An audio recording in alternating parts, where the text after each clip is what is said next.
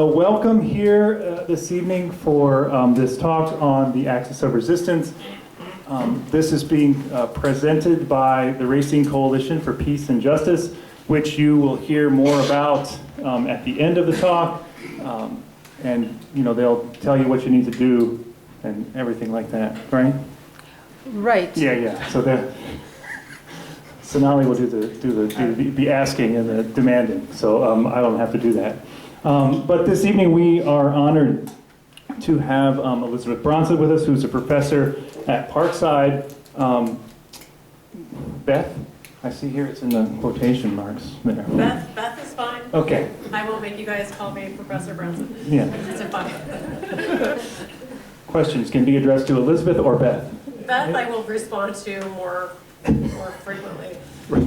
I'll look around if you say Elizabeth. Like, we'll have to add the we'll have to add the middle name. You'll be in trouble, right? So Professor Brownson has areas of expertise in Middle Eastern history, Palestine, Israel, gender and empire, and world history. She's been a professor at Parkside since 2012 and received tenure in 2018. And we right after the election, a number of us went over to Parkside to hear her speak with an option of 2 different lectures for whoever won. It was the day after. It was the day after. I had to redo one of it. Right. So it was a very good presentation, and so we look forward to hearing you this evening. Welcome, Professor Brownson. Thank you for everyone coming out tonight. If I have to look at you, I'll go like this. But my notes, I have to not have my glasses. So I think, should I go till about 8 and then start taking questions then? Sonali? Until about 8? Or until I start seeing glazed over looks? Whichever comes first. So I kind of proposed this topic for a talk because I feel like we hear a lot about this axis of resistance, and by which I mostly am talking about Hamas, Hezbollah, and I actually have a graphic here that I'll just throw up. But these are some other topics we'll look at today, like why Hamas emerged and how it's changed since then. Same thing for Hezbollah, although we might not get that far, I'm not sure. And then I don't think we'll have time for the Houthis, but I can say a couple words about them, or perhaps someone could ask about them in the Q&A. But when we're talking about the axis of resistance, and this has been a term used in the last decade, a little more than that. You've heard it probably more frequently in the last 5 years or so. But it centers on Iran, right? So it's referring to groups that Iran supports and funds. Iran has used these groups to try to protect itself from mostly Israel, and also when it sees the U.S. as threatening it. Also, Iran has used these groups to project power in the region. But these groups they're sometimes called proxies, which I think is not very accurate because they don't necessarily take orders from Iran. I mean, if their interests align, then they are willing to, be on the same page. But I think proxies is a little bit strong. I think it's more useful to think of this axis as kind of a loose group of kind of a loose network. Certainly there are no formal alliances between any of these groups and Iran. They're also all nationalist groups that operate within their own frameworks. So, you've got the Houthis in Yemen. You've got Hamas in Palestine, mostly in Gaza. But, you also have some Hamas members in the West Bank. Hezbollah very much in Lebanon, the Syria militias. And note that I like this map particularly because it didn't call Syria part of the axis. And I think that's pretty accurate because President Assad, he hadn't done a whole lot to be helpful to Iran. Certainly, I think considered themselves allies, but he hadn't done a whole lot as far, except with the one exception of allowing Iran to transfer weapons across its borders to Hezbollah. So that's one way that he was helpful to Iran. But if you noticed, when HTS, Hayat Tahrir al-Sham, remember this HTS group you keep hearing about, when they rolled into Damascus on December 8th, I believe, what exactly did Iran do to help out President al-Assad? Not much, not anything really. So I don't think, I don't know, I feel like the Syrian militias within Syria you could maybe call part of this axis, but Syria itself has not been, especially over the last decade, not as helpful to Iran. I mean, Iran still considers Syria an ally, but that's why the recent events lead me to think that they were not as close as they once were. So these are all nationalist groups within their own nation states. You know, they have their own national goals and interests. They have local motivations, different motivations. They also get different levels, varying levels of support from Iran. The thing that they have in common the most is that they oppose what they see as Israeli aggression and occupation and apartheid and genocide and all the rest. They're all very opposed to that. And they all oppose a lot of US policies in the region, especially as they relate to Israel. So that's kind of like the one thing that they do have in common. Excuse me. Also, I would just like you to know, I'm going to focus mostly on Hamas and Hezbollah just for time constraints today, but also because I think they're the most, probably the most useful to learn about today, given current events. I should say it's important to note that Hamas is not, it's a Sunni group, right? Whereas Iran is very much a Shia group. And I think this is a very basic but useful thing to point out because it denotes that they're not as ideological as mainstream media might lead us to believe. The other thing to note about these groups is they're more of a nuisance rather than a real threat to Israel or the US, with the exception of Hezbollah, although Hezbollah certainly has taken a big hit in the last year, especially since September of this past fall. Okay, just trying to keep my voice going here. And even though we've only been using the term axis of resistance, and actually I think I read somewhere that it started around 2002 in Libya. I don't know if I've been trying to I went down a rabbit hole trying to find out if that was true, and I was unable to confirm it. So anyway, even though we only date these for the last decade or so, this term axis of resistance, Iran has certainly supported groups longer than that, right? Starting with Hezbollah back in the 1980s. And I'll talk more about that in a minute.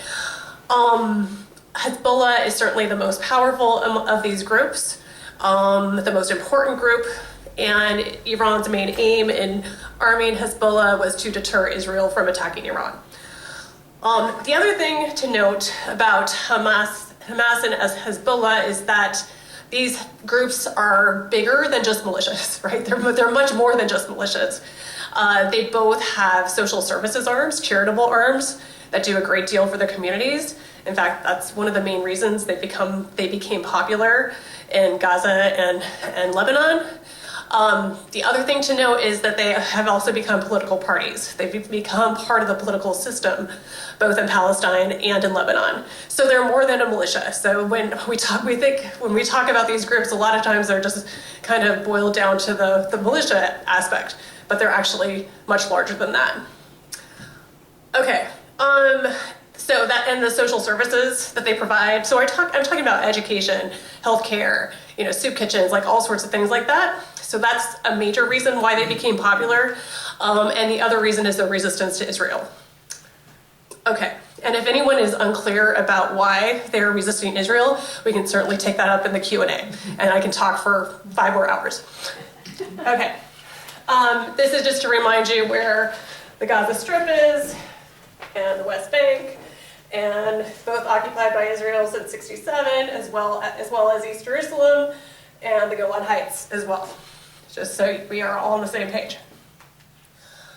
Okay, so I just want to define a couple terms here before I start getting into Hamas and Hezbollah. So an Islamist group, sometimes we'll think, sometimes they're called political Islamist groups. And they're simply groups that want to have Islamic values reflected in government and society. Is kind of the most basic definition I can give you. And again, there's kind of a wide variety of goals, a wide variety of values that these groups have. A couple stereotypes about political Islamists as well, and I'm going to really debunk the one that they're all just like ISIS for you today, a little more later. But there's a big stereotype that, Hamas is just like ISIS, Hezbollah is just like ISIS, and Al-Qaeda. And there are actually these are very different types of groups. One of the big points is that ISIS and Al-Qaeda are transnational groups. They're looking to expand into one big state. They don't care about national boundaries. If you think about ISIS, they're trying to get as much turf as they could. They're trying to expand beyond Syria and Iraq, whereas Hamas and Hezbollah are very much, again, within their own national context. So Hamas is, fighting for liberation of Palestine, so West Bank, Gaza. And as we'll talk about, since 2006, Hamas has actually said they're willing to be only trying to liberate the West Bank, East Jerusalem, and Gaza. So not like ISIS and Al-Qaeda. Another major difference is that I'll get into more differences in a minute because I don't want to repeat myself. But there's also a stereotype that these groups are anti-modern because they emulate, the time of the prophet. These groups are actually, all of them are very modern. They use modern technology all the time. Unless it's going to get them, unless they're going to have U.S. intelligence spying on them. That's the one reason they won't use technology, but otherwise they are very much even a product of the modern world. I mentioned the goal of the Islamic State, Sharia. So first of all, I should probably define Sharia for you. A lot of times it's translated as Islamic law, but a better translation is all of a Muslim's religious duties and obligations, and then guidelines for how to perform them. So things like how to pray, how to do the Hajj rituals. So that's actually a major part of Sharia. There are legal aspects of Sharia as well. And so a lot of political Islamists would like Sharia to be a source of law, but not necessarily the source. Most of these groups that have been integrated within their national context, like Hezbollah and Hamas, they're not trying to push Sharia on the rest of the population, especially because they live in populations where there are a lot of Christian groups, like there are Palestinian Christians. There are tons of different Christian sects in Lebanon. So they're not looking to push aspects of Sharia on all the population. And then the last thing is that there's this idea that these groups are unchanging. And again, this is just not very accurate or helpful. And we'll see how both of these groups have actually changed a great deal over time. I was going to talk about the Muslim Brotherhood under Hassan al-Banna briefly, but I think I'm not going to in the interest of time, because I can tell I'm already starting to talk more than I thought I would. But this is where a lot of these groups started. So like Hamas, for example, was an offshoot of the Muslim Brotherhood. The Muslim Brotherhood started in 1928 in the Suez Canal zone of Egypt, and it was just as much an Islamist group as it was a nationalist group. So they were very much trying to get rid of the British, get the British out of Egypt. They had also strong ideas about Islamic modernism, which means that, like, a big part of this is that they thought educated Muslims could interpret the Quran and hadiths and, Islamic doctrine for themselves. They didn't need, a religious leader to interpret them for them. But the big thing that got them a lot of followers is all the social services that they provided their people. And Islamist groups got a lot, including the Muslim Brotherhood, got very popular in the 1970s, largely because of all the failures of secular Arab states. So military failures, like losing to Israel in 1967 very badly. Just the fact that Arab governments were unable to really provide jobs and provide economically for their people. By then, again, the social services was always a reason why people are drawn to Islamist groups. For social justice, I'm talking about reducing the gap between the rich and the poor. But because of all these secular governments' failures, people started looking to Islamist groups and thought maybe they have the answers that these secular governments are not providing. And then the governments repress them. So then that's always helpful to becoming popular. Okay, one more framing thing I want to talk about briefly. So there's a kind of, in academia, there's a new type of subfield called critical terrorist studies, which I find really helpful when it comes to understanding groups like Hezbollah and Hamas. So this guy, Yaron Gunning, he was one of the main founders of it, so around 2008, 2010 or something like that. So this type, critical terrorism studies were established in response to 9/11 and the 9/11 terrorism narrative. Scholars of, I'm just going to call it CTS so I'm not saying it all the time. So scholars of, or critical terrorism studies, they felt that the term terrorism was analytically unhelpful. And also because it doesn't really explain very much when you just call a group a terrorist group, because you don't really interrogate it very much. You don't try to understand it. You just call it a terrorist and that's it. They also feel like it has disastrous consequences sometimes by using the term terrorism. Terrorism, one thing it does, it strips the violence of its historical and political context. So it, instead of trying to explain why this group is doing what it's doing, it just says these guys are all evil and there's no way to understand them. And it doesn't try to explain why it's happening. Not to absolve anyone of committing crimes against civilians. That's not the point. The point is to try to understand it. So instead, terrorism kind of is depicted as coming out of nowhere for no reason. It's just because people are evil, and there's not really much of an attempt to try to understand why it's there, why it's happening. And I'll give you one example of this. So some of you might recall when the UN Secretary General Guterres shortly after October 7th, I don't know, it was probably the first week or so, when he stated that Hamas's attack didn't come out of nowhere. And in response, the Israeli ambassador to the UN threw a fit and basically called him, all sorts of awful names. Excuse me. And the reason he got so mad is because it didn't fit that narrative of that these are just evil people doing evil things, right? It was ignoring the reasons why Hamas did the things it did, and we could talk more about that. So again, I'm not trying to condone any crimes committed, but we're trying to understand the context and the situation and why they happened. The other thing that terrorism as a term does is it implies that there's no political solution, that there's only a military solution, and that there's only, or some type of police surveillance solution. So then what can happen is you can discount any political proposals that a group that's deemed a terrorist group makes as being disingenuous. Terrorists are often presented as incapable of change, right? So then there's no chance of solving a conflict politically. There's only a military solution. Also, using the term terrorism hinders the possibility of negotiations because of that. So governments just say we can't negotiate with terrorists. And it also reduces a complex movement like Hamas or Hezbollah to one dimension, only violence. That's the only part that it really just hones in on. Whereas, like I just mentioned, both of these organizations have large social services wings, as well as political wings.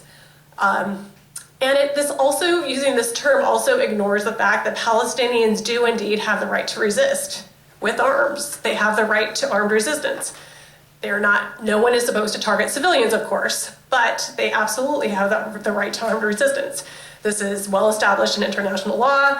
I'm not saying this is always the best solution, but it's well established in international law by the additional protocols of the Fourth Geneva Convention. They absolutely have this right. The other thing the term terrorism does, and I'm almost done with this, it reduces all violence committed by the group to being illegitimate and barbaric, even when the violence is against, for example, Israeli soldiers, which is in fact lawful, right? So for them to fight against military targets is lawful, but it just delegitimizes that as well. And then it also kind of obscures the illegality and brutality of, for example, Israel's response for the last 15 months, right? Okay, so that's why I found this new type of framework really helpful when it comes to actually understanding these type of groups. Okay, so we're gonna look at Hamas first. So I'll talk about the origins, and then I'll talk about the status today. And like where they're at. And we can talk about the ceasefire stuff if you want. Although I feel like there's a lot more that we don't know. Or it's like, who knows what's gonna happen with it, pretty much. All right, so as far as Hamas's origins, it was established during the first Intifada, which Intifada just means uprising. This was the first time Palestinians rose up against Israeli occupation and military rule, starting in 1987.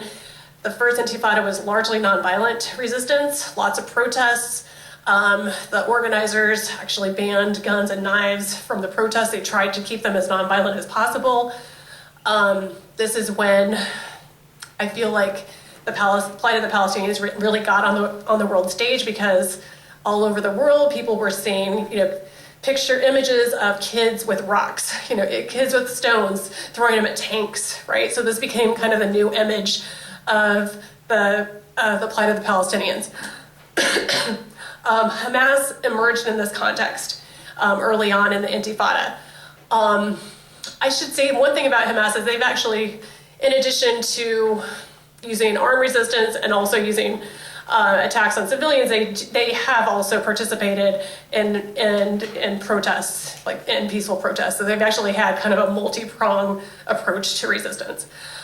But one thing Hamas did is it kind of picked up where the PLO left off.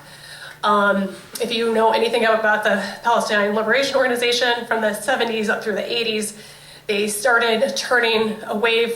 They started kind of increasingly not doing as much armed resistance and focusing more on diplomacy. In fact, one of their really big, I would say, successes in the 1970s was just all the PLO offices that they opened worldwide, in over 100 countries. So the PLO was doing more and more diplomacy. They were kind of moving away from armed resistance, excuse me, until in 1988, they said that they denounced armed resistance and said that they would accept a two-state solution. So this is in 1988, and people usually don't know this. So this happened like even before the 1990s. Hamas kind of picked up that banner of armed resistance as they were putting it down.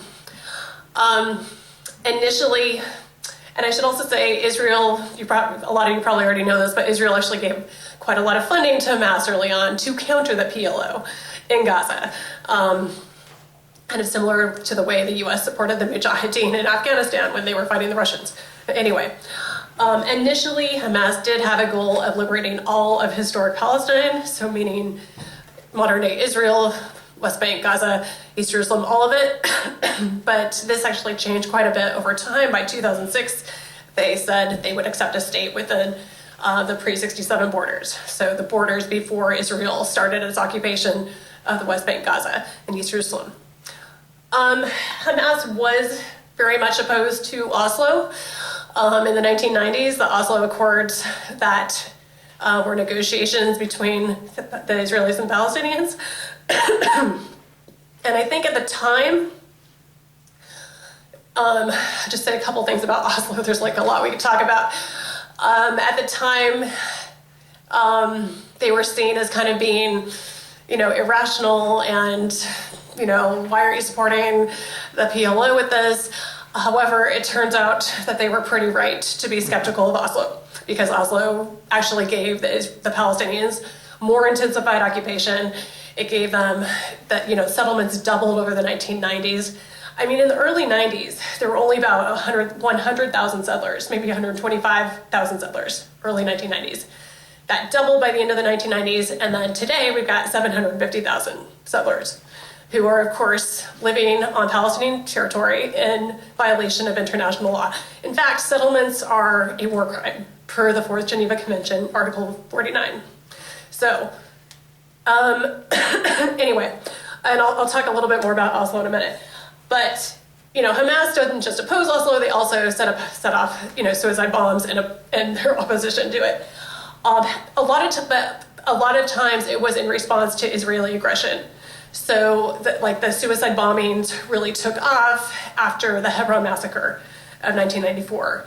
This is when an American settler went into the Mosque of the Patriarchs / Ibrahimi Mosque in Hebron or Al-Khalil and mowed down 29 Palestinians who were praying. Actually just shot throughout the whole place, injured 150 Palestinians. And so it was after that you started to have the cycle of violence pick up.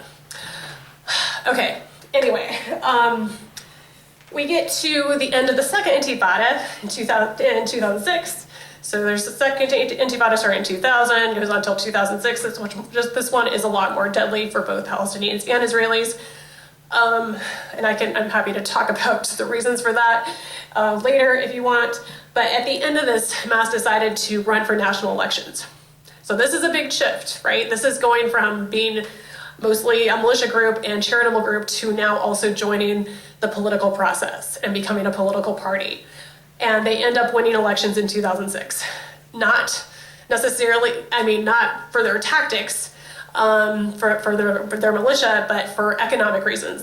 Their platform was actually really focused on economic reasons and what they were going to do for the Palestinian economy. Social services, of course, is always a plus for Islamist groups. They also really honed in on PLO failures and the fact that, Oslo gave them nothing but more occupation. Excuse me. I would say, okay, the only good thing about Oslo really is we got this incredible database for experts who like to use data. Otherwise, didn't really get them anything. Okay, so then we have, and so Hamas won those elections. Not actually a landslide. It's often depicted as a landslide, but it was actually 42%. It was a plurality. But they were smarter in the way they put their candidates on the ballots in different municipalities. And just the PLO was just or the PA rather, which is pretty much what the PLO has kind of taken over the PLO. Had just had so many failures. People were not so much voting for Hamas as against the PLO. And we have Mahmoud Abbas by then, by the way. Abu Mazen, our current guy, who's 89, I think, and has refused to have elections since he became president in 2004. Okay, so then we have kind of a little civil war between Hamas and the PLO, which the US and Egypt and Israel and the PA, and it's either the UAE or Qatar, and I can't remember which. Anyway, sponsor, and what ends up happening is Hamas is in charge of Gaza, and the PA is in charge of the West Bank. Okay, so again, why they won the elections. Again, the provision of social services, you just can't overstate, especially in a place like Gaza, which has just continually deteriorated the living conditions, since the early 90s. Am I talking not loud enough? I just wanted to maybe you should clarify what PA is. Oh, Palestinian Authority. Okay, yes, thank you. Yeah, if there's anything that when I use an acronym, if you guys are like, what the heck is she talking about? Please, stop me. So the PA is the Palestinian Authority. They're the ones in charge of the West Bank. Mahmoud Abbas is the one who is in charge there. And he's completely delegitimate, okay? I'll just say it. He has no legitimacy whatsoever. Palestinians are just like, when is this guy finally going to just get out of the picture? Because the PA has pretty much been acting as collaborators, really, as an arm of the Israeli occupation. So the main reason the PA was set up, from Israel's perspective, was to set up a security system that Palestinians are in charge of. So, and it's not to protect Palestinians, it's to protect settlers and Israelis. So the PA has just lost, it hasn't had any legitimacy for many decades now. Okay, thank you, Derek. Also, Hamas members were considered more trustworthy than PA members and PLO members. Again, PA failures, just like one other thing about Oslo. After Oslo, after signing the accords, the Palestinian economy got much, much worse. So over the 1990s, life got much worse for Palestinians. That's when all the restrictions on their movement started happening. So that's when the closures started, where Israel would close off different parts of the West Bank. That's when the checkpoints were part of that. That's when the permit regime started. Before the 1990s, there was actually quite a bit of freedom of movement for most Palestinians. Palestinians from the West Bank could go into 48, so into Israel. And not everyone, but a lot of people could actually move around somewhat freely. But with the permits, it became very, very difficult. Movement became very difficult. The economy got much, much worse. The other thing about Oslo is it forced Palestinians to negotiate for rights that they should have under international law. The right to self-determination is a law they should all have, right? Oslo was making them negotiate for that with their occupier. That's not how international law is supposed to work. They should just be getting their state already on the pre-67 borders. And guess what? The only obstacle to that is the United States on the Security Council, right? We're the only veto that has stopped that from happening for many decades. So the whole Oslo framework was just very flawed from the very beginning because it was forcing Palestinians to negotiate for their rights with their occupier and the world superpower at the time, right? In the 1990s, the US was pretty much the superpower. The ICJ ruling from last summer that was ruling on the occupation found that what we all know, the occupation is unlawful, right? The settlements are unlawful, must be dismantled. It found that, Palestinians have the right of self-determination, like we've all known. And it really delegitimized that Oslo framework of forcing Palestinians to negotiate for their rights. The other thing about Hamas is that because of its resistance, where the PA is just collaborating with Israel, Hamas is popular for its resistance, not necessarily the types of resistance and the forms of resistance, but just the fact that it stands up to Israel. Okay, so yeah, we might not get to Hezbollah, I'm sorry. But Gaza from 2007 to 2023, so up until October 7th last year. So Israel withdrew from the Gaza Strip unilaterally in 2005. This was with Ariel Sharon. And this was kind of Israelis are really good at selling things differently to US audiences and US politicians as they do within Israel proper, to Israelis. So Sharon and his advisors told the US and, Bush ate this up, George W. Bush, this is we're letting the Palestinians rule themselves in Gaza. We're giving them Gaza. I mean, the only problem was they control Gaza entirely from without, right? So all the borders, the airspace, the sea. So they're still controlling it from without. They did withdraw. They took out there were only about 8,000 settlers in Gaza. They took those out and they came out kicking and screaming. The way they sold it to the Israeli public was, this is putting the peace process on formaldehyde. This is freezing the peace process because now we can just do whatever we want in the West Bank and the Americans will let us. So that is, and there are statements to that effect. Dov Weissglass, I think, had a statement exactly to that effect. Anyway, I mentioned Hamas's win. The cost of the blockade. So once Hamas, you had this little civil war between Hamas and the Palestinian Authority, and Hamas is in charge of Gaza.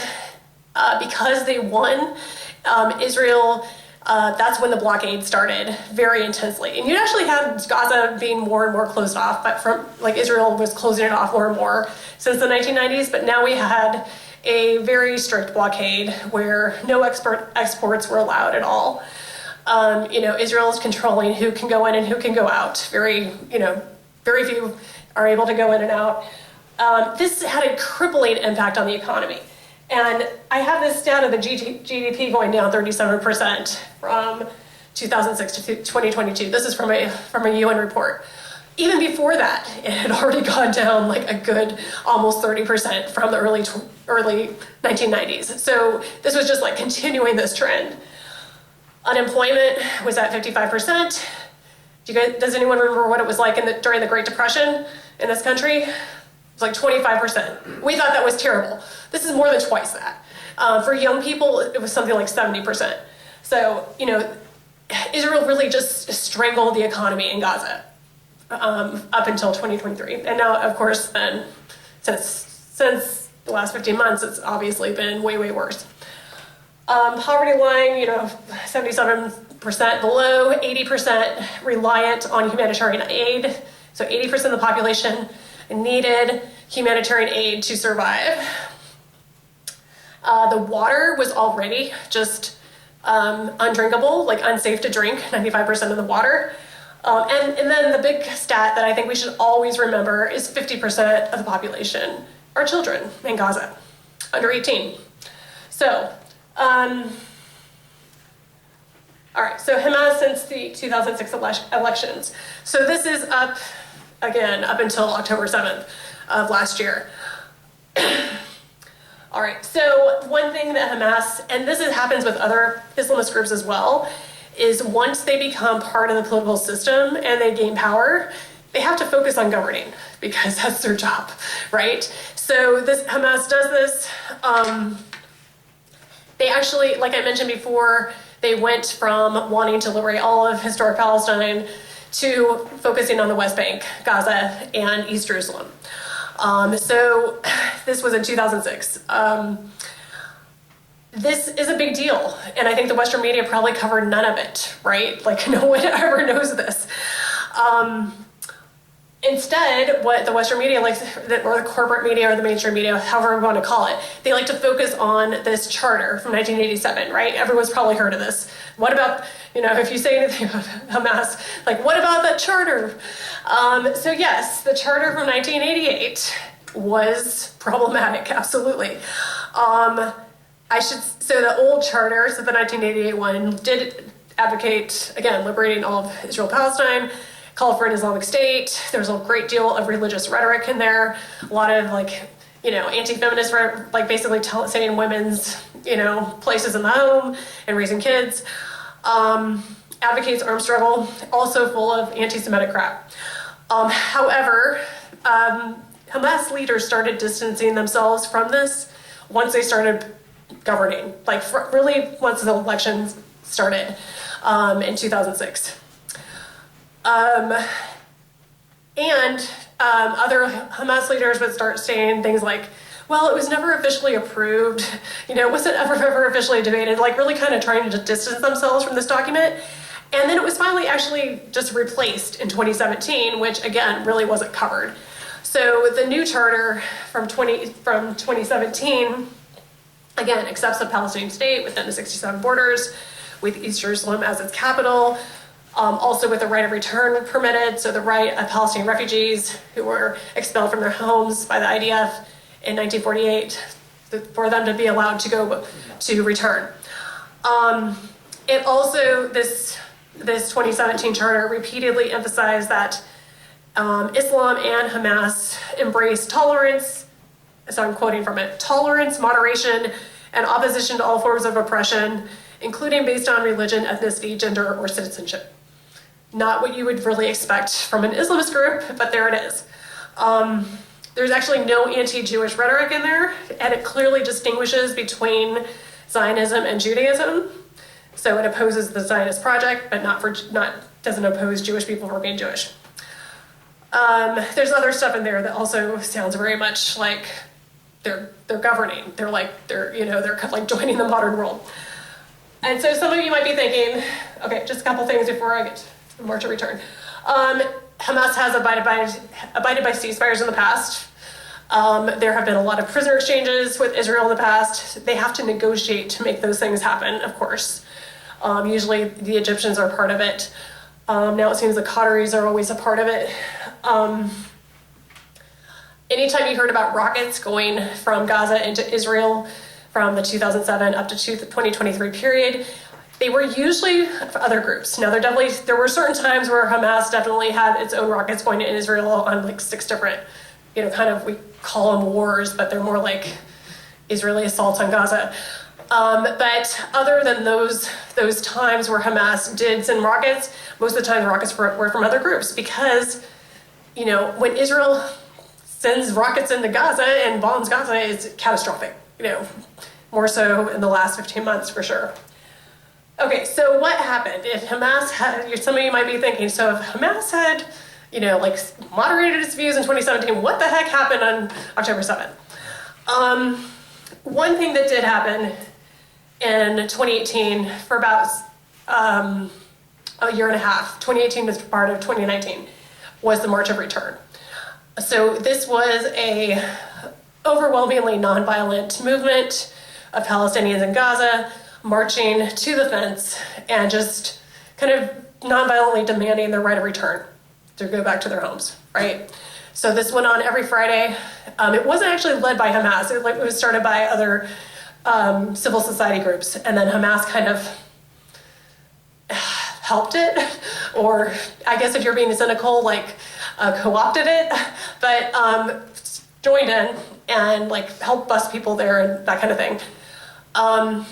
This was, again, overwhelmingly nonviolent. In response, you did have the occasional young man throw a Molotov cocktail at the fence, but it was really nothing threatening Israel. In response, you had over 250 Palestinians killed by Israeli snipers, just up in the towers sniping them. You also had over 30,000 Palestinians maimed, and you had Israeli soldiers basically bragging about how many Palestinian kids they shot off their kneecaps to disable them.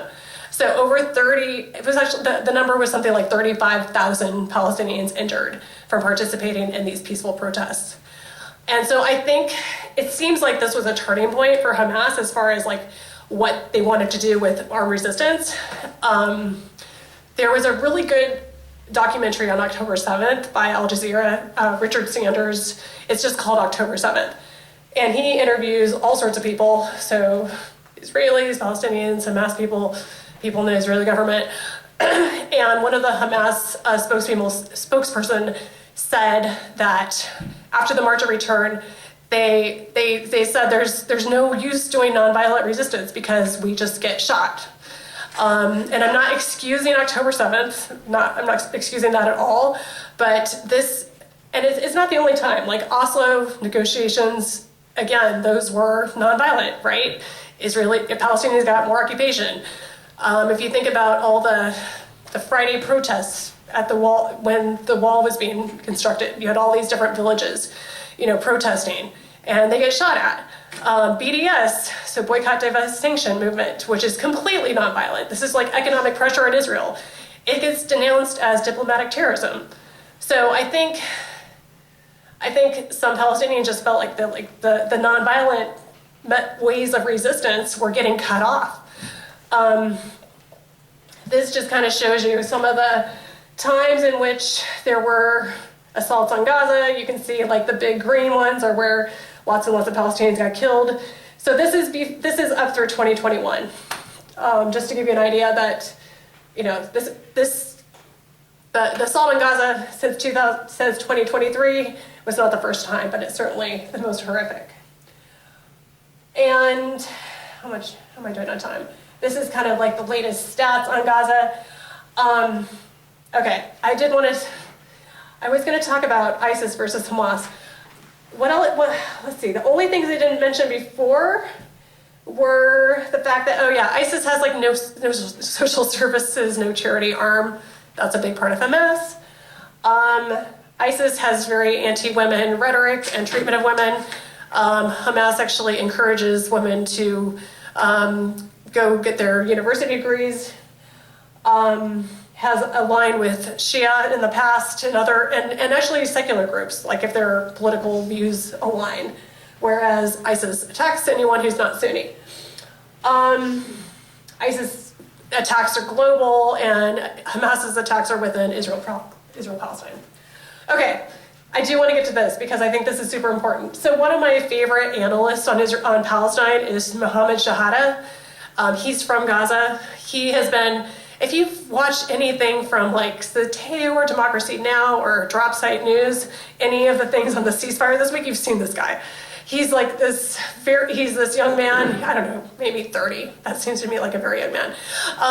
But he is a great analyst, and he wrote this piece in September that was kind of explaining, using a poll that had been done recently by this Palestinian Center for Policy and Survey Research.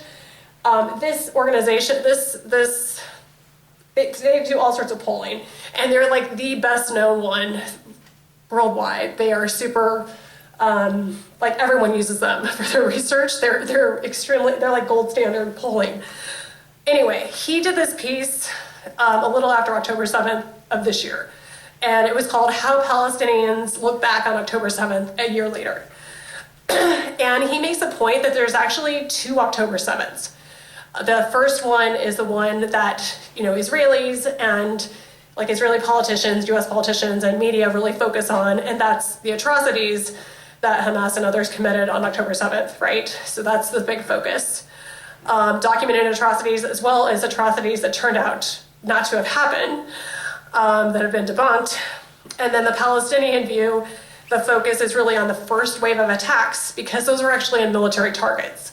So when Palestinians are saying they support Hamas's decision to attack Israel, they're talking about attacking the military targets, not the attacks on civilians, okay? Because there were actually 2 waves of attacks. The first wave was, there were about 12 to 14 breaches in the fence. And you can see, this is actually from that October 7th documentary, which is super useful. Sanders did another documentary, by the way, on the Israeli soldiers' TikTok war crimes, which is also very depressing, but also very worth watching, which is called, can't remember it, but it's pretty easy to find. Email me if you can't find it. Anyway, this first wave of Hamas's attacks were Hamas elite forces, the Nukba forces, I believe they're called, and that was the only part that was really planned, was the attacking the military. This is what Hamas, like, they've leaked this, or not leaked, they've shared this big document that this was the part that they planned, was the military targets. So they did not expect to get past that. They did not expect to overrun the Gaza division, which has never been done before. That's completely unprecedented, the Gaza division of the IDF. And they were a little bit, I think they were able to take over these different installments. And then that's when the second wave happened. And then that's when you also have other groups from Gaza join in. You also had just regular people from Gaza. You had criminals from Gaza. And that's when all the, and Hamas members as well joined in on the attacking the civilians in Israel. So it's not that no one from Hamas committed anything. But when Palestinians are thinking about, when they talk about supporting the decision to attack Israel, they're talking about the attack on military targets.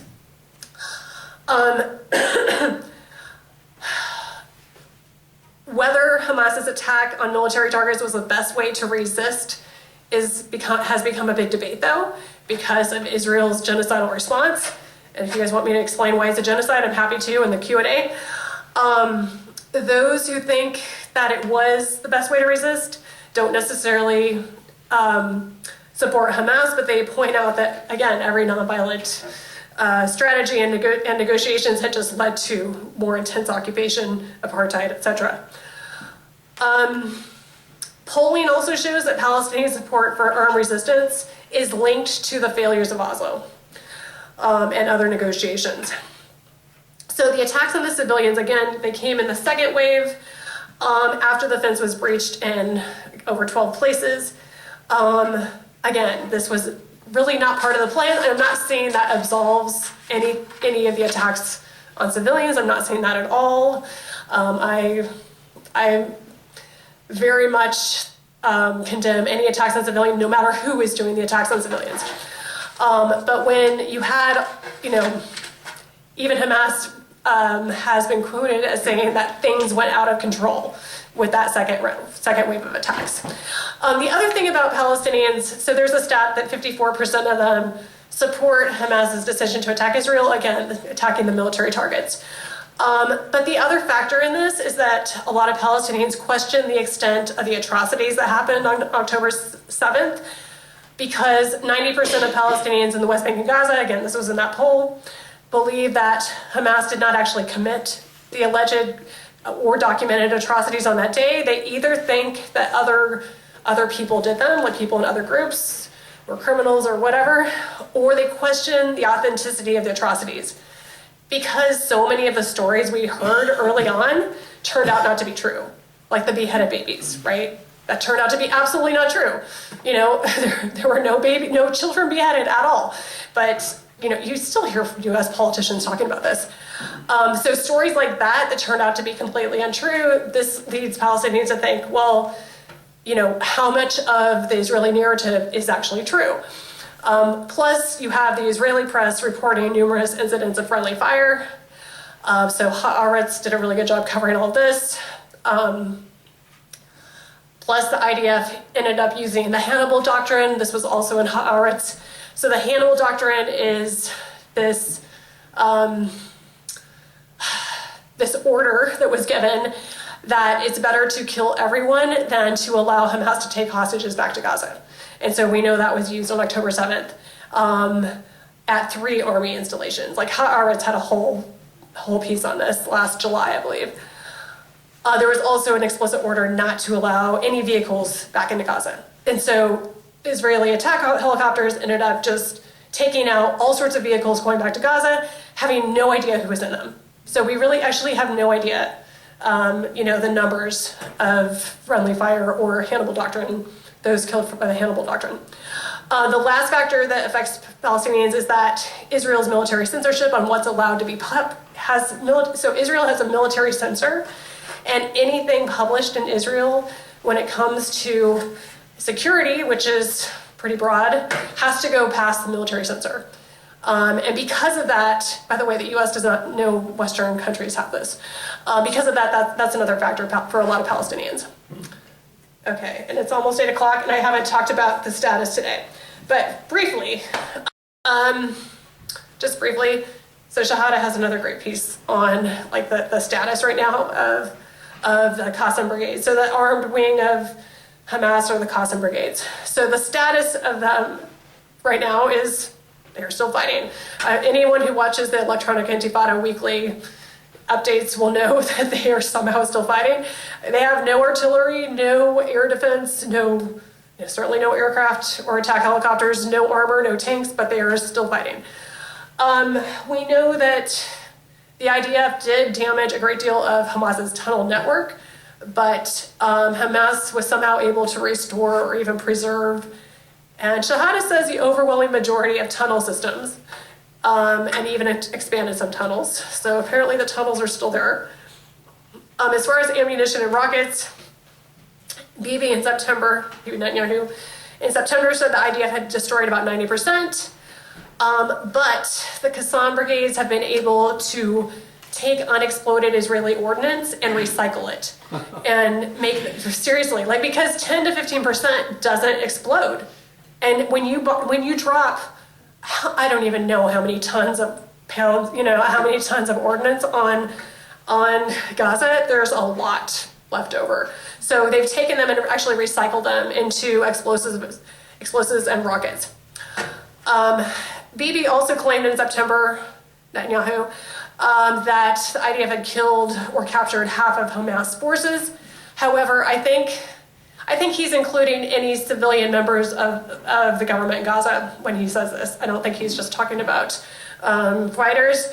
Hamas claims Israel has killed about 6,000 to 7,000 members, both from armed and civilian branches. Of course, they have killed most of the top leaders, so including Yahya Sinwar, as well as Ismail Haniyeh. Haniyeh was assassinated, of course, when he was in Iran, attending the inauguration of Iran's new president.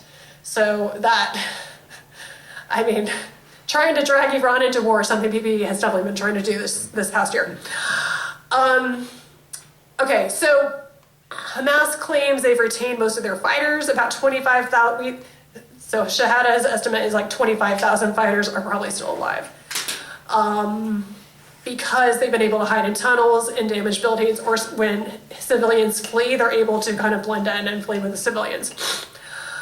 Hamas's militia has also expanded in some neighborhoods. They've deployed what they call a reserve force of 6,000 people trained in kind of light weaponry, anti-tank missiles and ambushes.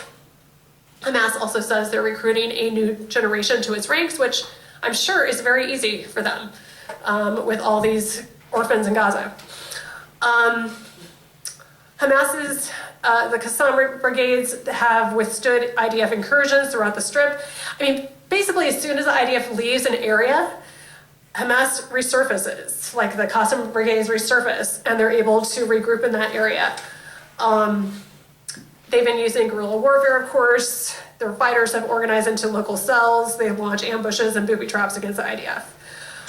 They've also been coordinating with other militias like Palestinian Islamic Jihad, as well as secular groups. And these groups are also fighting in Israeli ground troops, and some are likely holding Israeli hostages. And I should also say that the IDF, Israel hasn't just tried to take out Hamas's military capabilities. It's also tried to destroy the government structures in Gaza, and it's targeted municipal civilian workers. I mean, just like it's, killed tens of thousands of civilians. So the municipal workers, they've been regularly targeted and killed. So we're talking about people who've worked with the UN and international organizations to provide basic needs and services. They're trying to reopen damaged, or rubble-filled streets. They're trying to do some type of waste management.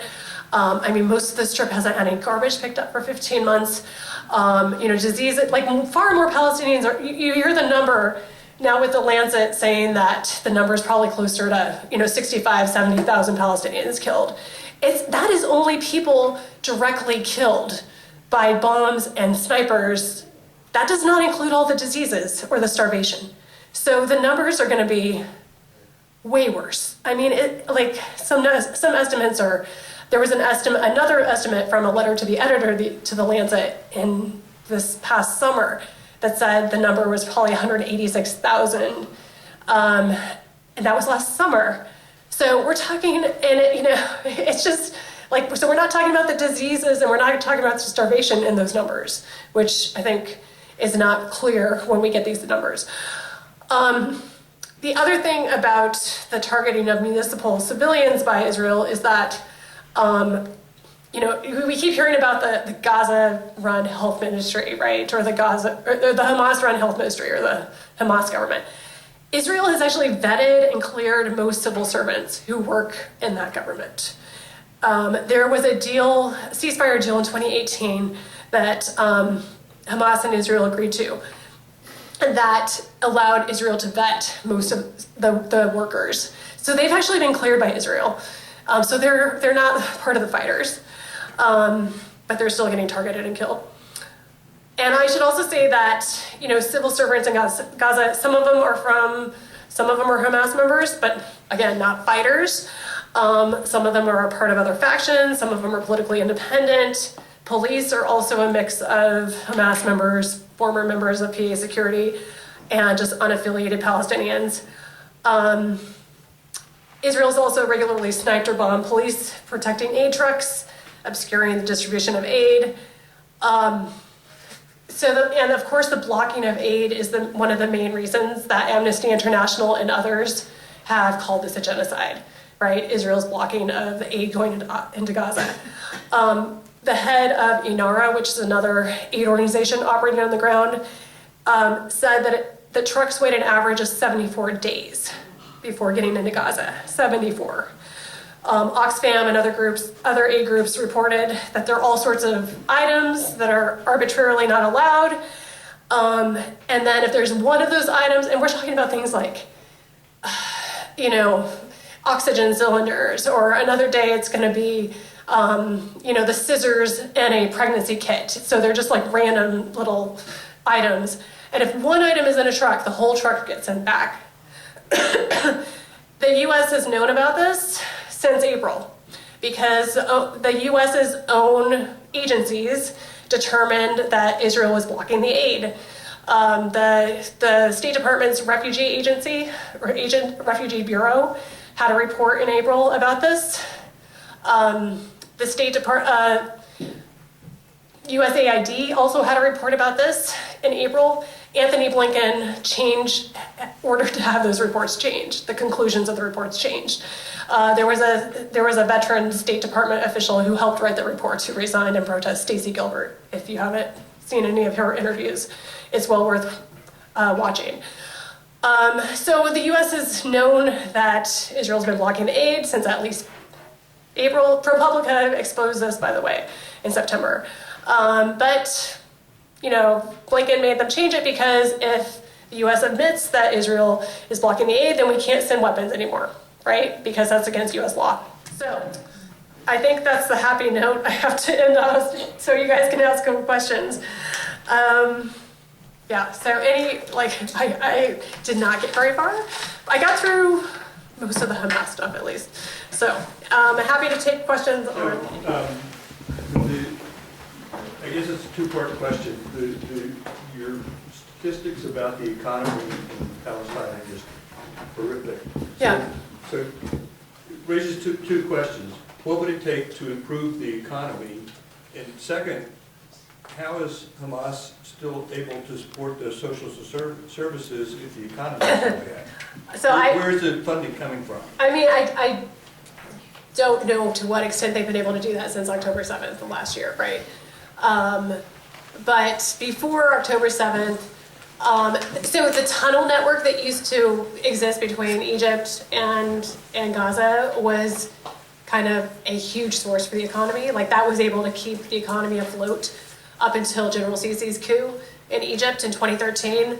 And then once you had him in power in Egypt, a lot of those tunnels got destroyed.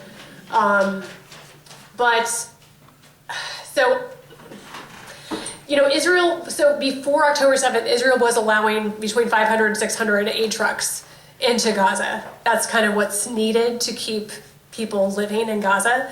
That included some business items as well. But yeah, as far as like the services, like a lot of the social services I was talking about, a lot of that was before the blockade on Gaza that was happening. I think part of the reason Hamas declined a lot in popularity, by the way, before October 7th, only 25% of Palestine, there was a poll conducted right before October 7th, like September of 2023.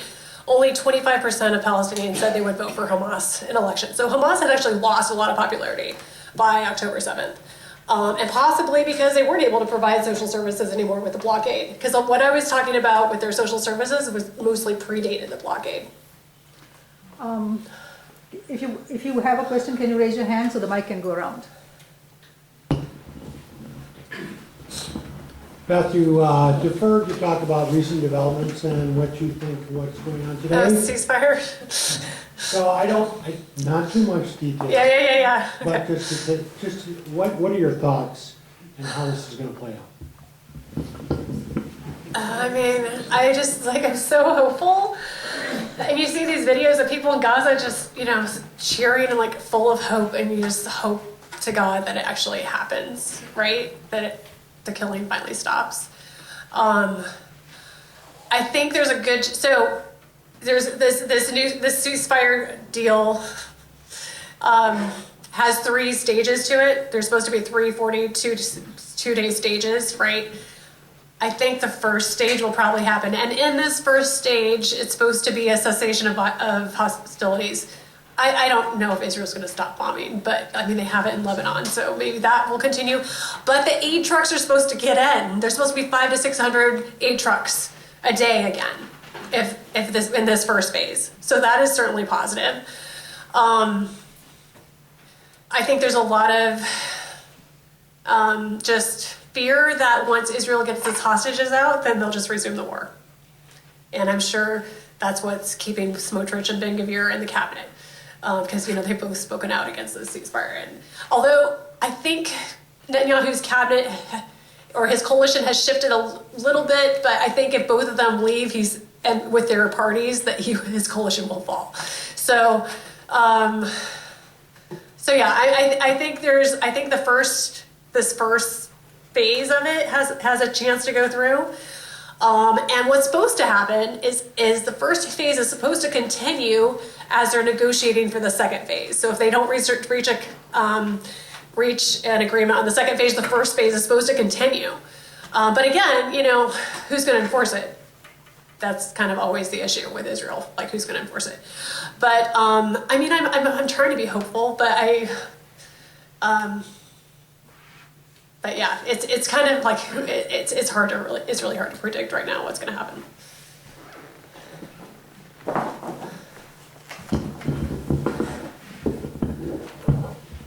Hi, thank you for so much. I have a question that is going to really show how ignorant I am, but I really don't know, and I'm old enough that I should know this.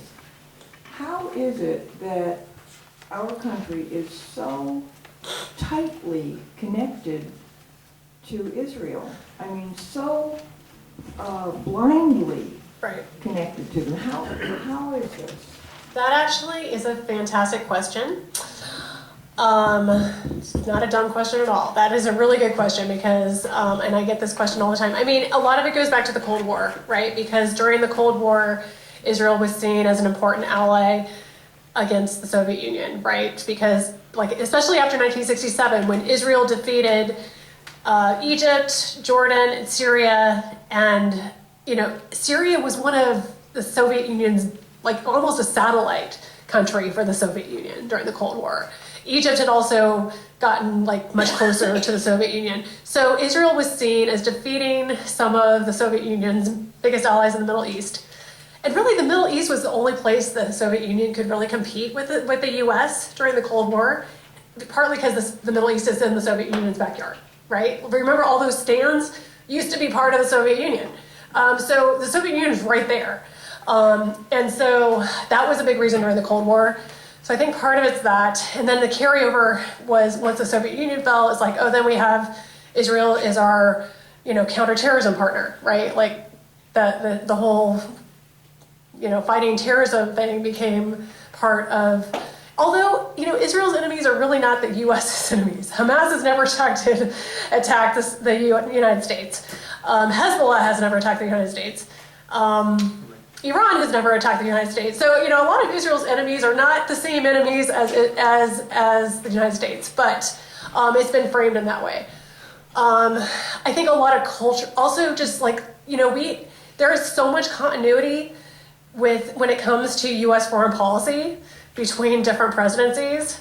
I mean, we like to think that we have differences with different administrations, but there's actually more continuity than difference when it comes to Israel-Palestine. I think that there's a lot of and also, the whole foreign policy establishment within the U.S. government changes very slowly. I mean, it really does. You have all these kind of ideas that they think are still true or maybe never were true, that they just all, it's really hard to change the establishment. It really is. I think a lot of it goes back to just cultural ties with Israel too. I think sometimes we overlook the fact that there's a lot of cultural ties.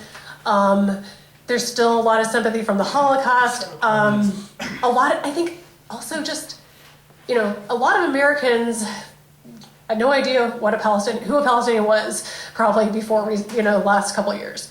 And certainly once Americans, once they learn the plight of the Palestinians, I think there's a lot of sympathy for them, but that doesn't necessarily translate into change in policy, right? I mean, even Kamala Harris, she was much more sympathetic in some of her statements about Palestinians, but then she said there was nothing she would do differently than Biden, So I think policy, and this isn't the only issue that with the government is just not in line with, American voters. I mean, you can look at healthcare, you can look at, the role billionaires play. You can look at so many issues that the public is at odds with what our politicians are pushing. But I think it does come down to cultural ties with Israel and just, starting with sympathy from the Holocaust, Cold War stuff. But yeah, I mean, a lot of analysts will say that Israel is more of a liability to the U.S. and U.S. interests, even from just a very cold analytical perspective. Israel very well may drag us into a war with Iran. That is not in U.S. interests, folks. It's really not. If you think the Iraq war was a big mess, a war with Iran is going to be a way bigger mess. So yeah, that's actually a really good question. And I'm teaching a whole class on Israel-Palestine this spring, and that's one of the things we're going to look at. Amy Kaplan has a really interesting book that I just picked up recently. It's from 2018, but she's having a paperback edition coming out where she looks at that. She looks at all the cultural ties, because I think sometimes we don't think about that, but I think it's important. Especially, and also Israel's controlled the narrative for so long when it comes to Israel-Palestine policy. And then U.S. officials but I guess you're asking the why, right? Yeah, I'm still struggling with the why. Because I want things to make sense. And you're right, it doesn't make sense. Especially Biden for the last 15 months, for crying out loud. I mean, you saw what Trump is not even in office yet.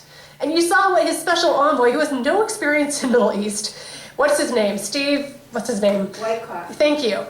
Goes and has one meeting with Netanyahu and gets Netanyahu to makes him meet on Shabbat because he knows that Netanyahu is secular anyway and he doesn't care about Shabbat. And then he gets him to cave on several, things that he was sticking on in one meeting. That's more pressure than Biden did this whole entire 15 months. It's I mean, I don't know where I was going with that. It's just frustrating. And plus, it's the same deal. It's the same deal that Biden had at the end of May. Same deal. Word for word, except for 6 little things in the appendix that are kind of non-substantive. It's just how many thousands of lives would that have saved if Biden could have put a little bit of pressure. So, yeah, that's not what you asked at all. Yes. Hi. Oh. Hi. I just wanted to mention, with them asking for the hostages back, which is, the right thing, but also all of Gaza, all of the Palestinians in Gaza are hostages. If you consider that they're in a prison, Right. Open air prison, so they Yeah. are actually their hostages. Yeah. So I also wanted to ask, with everything that's going on, and with the peace agreement, or not peace agreement, the ceasefire agreement, and Israeli or Netanyahu not keeping his end of it, and I guess it's not supposed to start until the 19th or something, but... What's Sunday? Sunday the 19th? Yeah. Okay. Yeah. So why isn't it that the UN has, so there's a peace force. Why don't they call them forward? Because the UN Security Council has the U.S. And the U.S. is one of the 5. This is why we never had a 2-state solution. Because the U.S. is one of the 5 permanent members of the Security Council, and there can be no peacekeeping forces unless there's no vetoes. And the U.S. always uses its veto to protect Israel, or almost always. Yeah.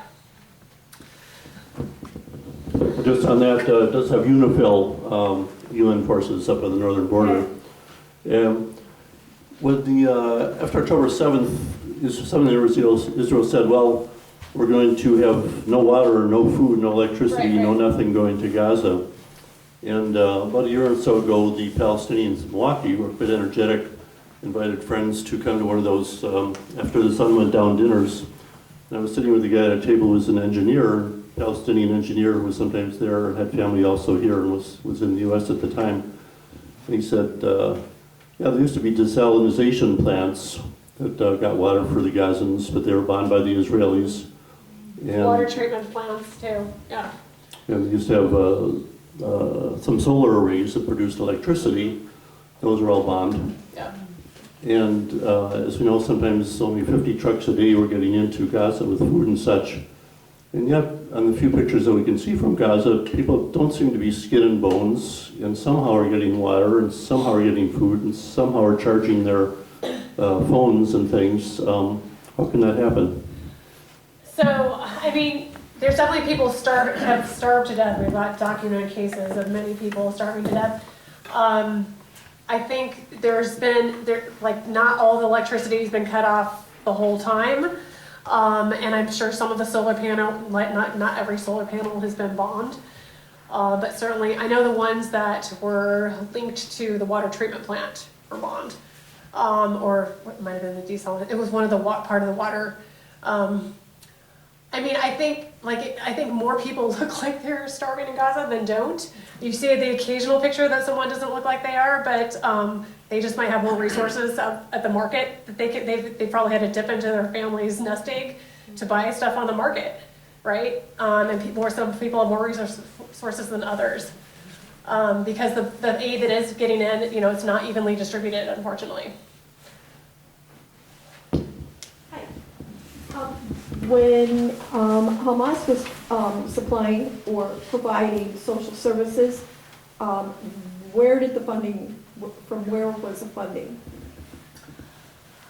That is a good question. I mean, I think Hamas's own members, like part of their kind of like their tithing is possibly part of it. That's my guess, but I don't have an answer. That's my guess.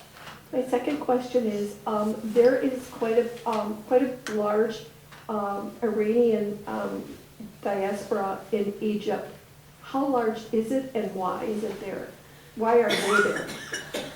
I am not I don't know any stats for you on the Iranian. I'm guessing they're probably Iranians who fled after the '79 revolution, right? But I have no idea like the size of it.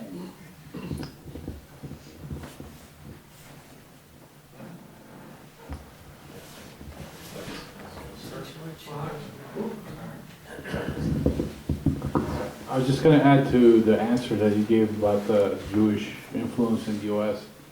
Not necessarily Jewish, but I mean the Christian Zionists are actually there's more Zionists, Christian Zionists, Zionists yeah. than Jewish Zionists in this country, So by the way. AIPAC is the largest Yeah. lobbying Yeah. for the U.S. government. Yes, that's something I should have mentioned for I sure. mean, I'm tired. I'm sorry. the U.S. cannot do anything without AIPAC's approval. So, Yeah. So they're the major influencer of the Yeah, U.S. I mean, the thing, and AIPAC doesn't have to spend very much to threaten a politician's career, so politicians are scared to death. Like, so AIPAC, I think, is not as powerful as people might, doesn't necessarily have to, they don't have to spend that much money for a congressional, like, election, really, to throw it, or to, influence it.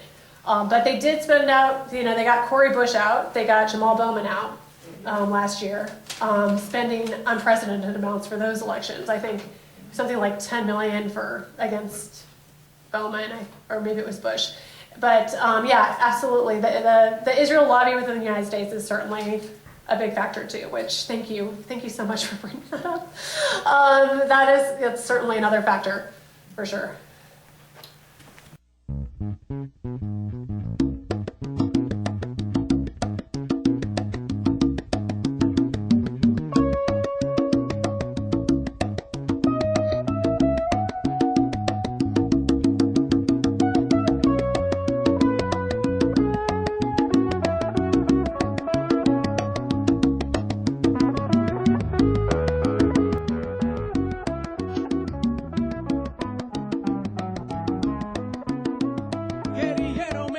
Oye, justicia reclaman mis abuelos y abuelas en mis venas.